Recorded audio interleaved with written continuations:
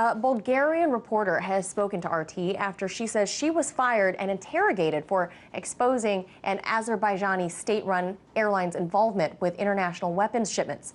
On August 24th, Dilyana Gaytandzhieva tweeted, quote, "I've just got fired for telling the truth about weapons supplies for terrorists in Syria on diplomatic fights."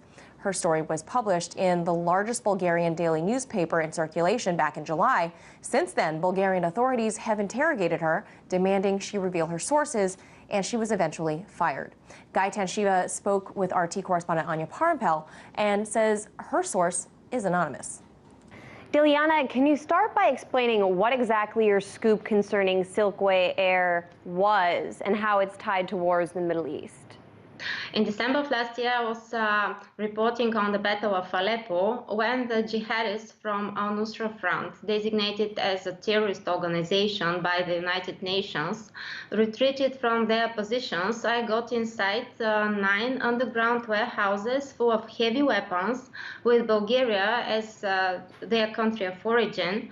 When I got back in my home country, Bulgaria, I traced back these shipments, and it turned out that they are just a small part of a bigger international scheme involving the United States, Saudi Arabia, the United Arab Emirates, many European countries, and Azerbaijan.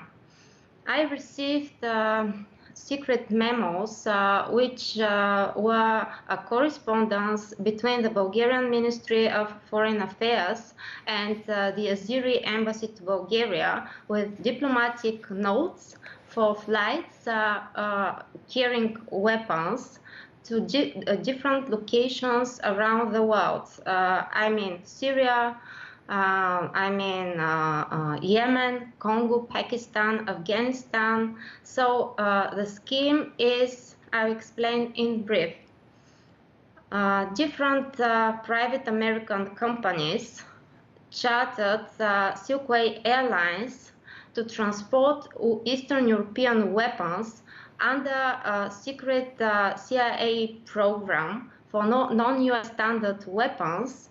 So Silkway Airlines provided this service, diplomatic flights for weapons, because diplomatic flights are exempt of checks, air bills, and inspections.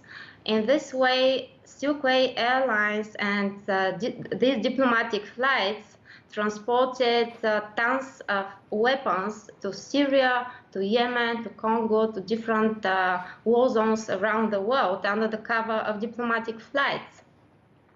And how did you receive these documents, and were you able to verify them? I received the documents 2 months ago in July by an anonymous Twitter account. I don't know who the people behind this anonymous account were, but I'm very thankful to them because the information they provided helped me do my investigation. And when I checked the authenticity of the documents, I made further research. I reached out to the Azeri embassy, and it released a statement confirming the authenticity of these documents.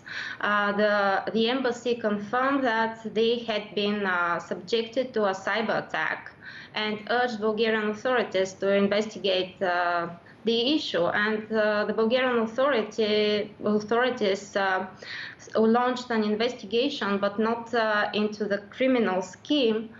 They have been investigating my sources of information. That's why I was interrogated. Can you elaborate on your interrogation, what exactly they asked you? They asked me about my sources. They questioned me about the way I got these documents.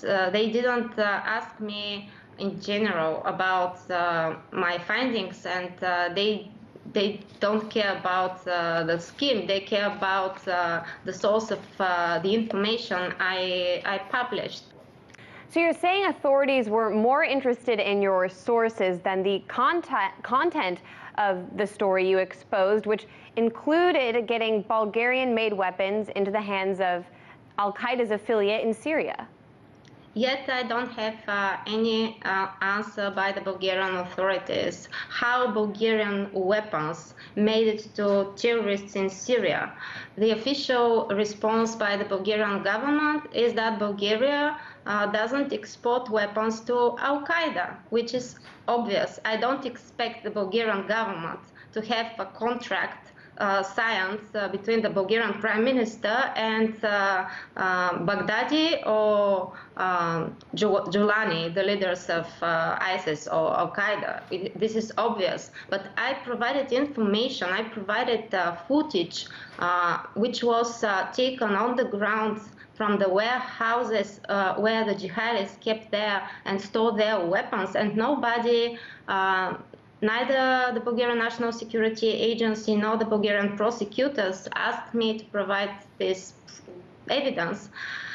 However, I'm very thankful to media like RT and other media organizations for giving me the opportunity to reveal this information. I can provide these documents to anybody who wants to make an independent investigation.